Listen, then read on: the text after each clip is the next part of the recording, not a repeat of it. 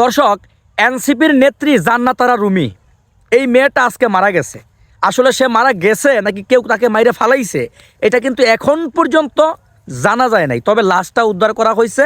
Police তার room থেকে তার লাশটা বের করে থানায় নিয়ে গেছে। তদন্ত করলে বের হয়ে আসবে সে মারা গেছে, ইচ্ছাকৃতভাবে মারা গেছে নাকি কেউ তাকে মাইরে ফালাইছে, এটা বের হয়ে আসবে।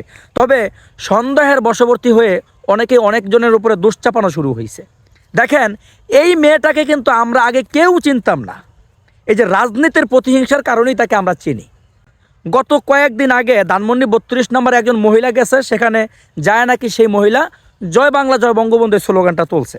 এই স্লোগান তোলার পরে এই মহিলার মাথায় চেহারায় হিজাব বাঁধা ছিল, সে গিয়া এই মহিলার হিজাবটা আগে টান মারছে। দেখেন, হিজাবটা আগে টান মাইরা খুইলা ফেলাইছে, খুইলা তাকে ইচ্ছারকমভাবে পিটাইছে। এটা কিন্তু করা হয়েছে রাজনৈতিক প্রতিহিংসার কারণে। আবার দেখেন, এই মেয়েটা মারা গেছে কেউ তাকে হয়তো মাইরা ফেলাইছে, অথবা সে নিজের ইচ্ছাকৃতভাবে মারা গেছে। এটা তদন্ত করলেই বের হয়ে আসবে। তবে অনেকেই আলহামদুলিল্লাহ বলতেছেন, অনেকেই খুশি হয়ে গেছেন। এইটাও কিন্তু ঠিক না। এই যে আলহামদুলিল্লাহ বলতেছেন, এটাও কিন্তু রাজনৈতিক প্রতিহিংসার কারণেই কিন্তু বলতেছে। মুসলমান হিসাবে একজন মুসলমান ভাই বোন মারা গেলে তার জান্নাত, তাকে যেন আল্লাহ তাআলা জান্নাত নসিব করে বা তার মৃত্যুতে পরিবারের প্রতি সমবেদনা জানায়, এইটাই কিন্তু করা উচিত। কিন্তু বাংলাদেশের রাজনীতিটা এমন জায়গায় যায় পৌঁছাইছে, আমরা একজন মারা গেলে আলহামদুলিল্লাহ বলি, আরেকজন ওই কোনো রকম দুষ্কৃতি পাইলেই আরেকজনকে পিটানো শুরু করে দেই। আসলে এইটা ঠিক না। এই যে মায়ের বয়সী একজন মহিলাকে সে যে যায় পিটাইছে, এটা কি আসলেই সবাই ভালোভাবে নিছে? সবাই কিন্তু ভালোভাবে নেয় নাই। এই মেয়েটা, আমি যতটুকু জানি, সে নাকি একজন শিক্ষিত মেয়ে। কিন্তু একজন শিক্ষিত মেয়ে হয়ে তার মায়ের বয়সী একজন মহিলা, সে যদিও ওই স্লোগানটা দিয়ে থাকে মনে করেন, কিন্তু সেখানে এই মহিলাকে হয়তো একটু রাগারাগি কইরা তাকে সরাই দিতে পারতো বা আইনের হাতে তুলে দিতে পারতো, পুলিশের হাতে।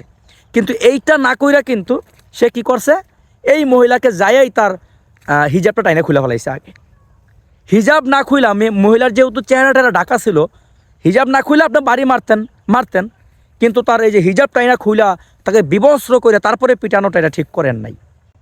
আবার যারা সে মারা গেছে এই জন্য যারা তাকে আলহামদুলিল্লাহ বলতেছেন, খুশি হয়ে গেছেন, এইটাও কিন্তু ঠিক না। কথা বুঝতে পারছেন? এইটাও কিন্তু ঠিক না। তবে আমি কোনো দলের দালালি করি না, আমি কোনো দলের পক্ষে কথা বলি না। যেটা ন্যায় সেটা বলতে চাই। আমার মনে আমি একটা দলকে পছন্দ করতে পারি। এই জন্য কি ওই অন্যায়কে অন্যায় না বললে তাকে ন্যায় বানানোর জন্য আমি যুদ্ধ ঘোষণা করবো নাকি? এটা করা উচিত না। এটা আসলে যার ভিতরে সামাজিকতা এবং মানবিকতা নাই, সে প্রকৃত মানুষ না। কথা বুঝতে পারছেন?